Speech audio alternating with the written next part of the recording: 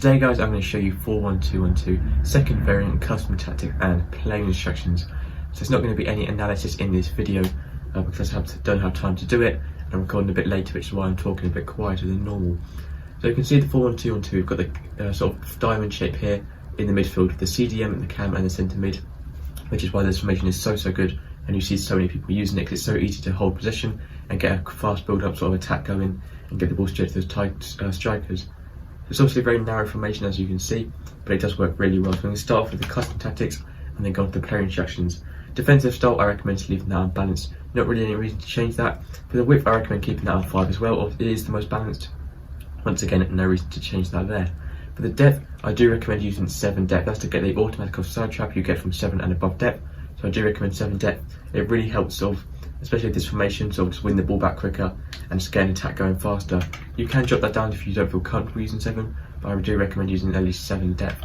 Defensive style, I recommend using fast build up. One of the few formations in the game that works so well fast build up, but you do want to use it just to get attack going really quickly. It works really well to pass it around those midfield areas and then get it straight up to your strikers. If you really can't find an attack as well, you can just pass it around, hold on to position, and then wait for the perfect opportunity to move forwards.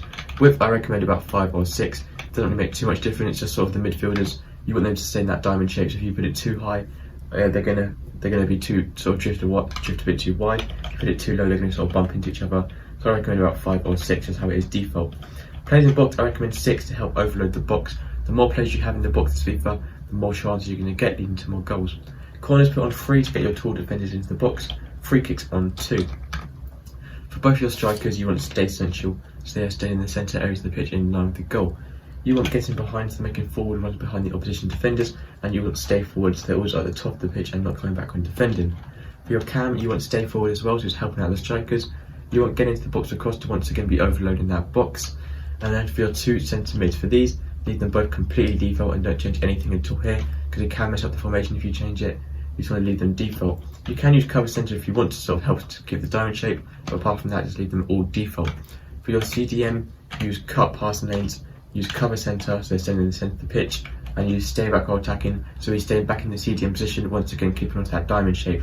This means your CDM is not going to go forward, so it's going to stay in the CDM position, and your cam's also going to stay forward as well on his normal cam position, so it does keep the diamond shape easier. For your 2 centre backs, leave those default. For your full backs, use overlaps, making overlapping runs on the outside. Use conservative interceptions, and for the attacking runs, up to you whether you want to use stay back or attacking, so staying back in the defensive line all the time, making it easy to defend on the wings, or using balanced attacks, so making forward runs up and down the wing. For this, I recommend using balanced attack because there's no wingers out wide, but apart from that, that is everything for this video. Lastly, for goalkeeper, use comes crosses and use sweeper keeper like always, and that is it for the 4-1-2-1-2 with custom tactics and player instructions, the second narrow variant. So thank you guys for watching, make sure to subscribe, and I'll see you next time. Goodbye.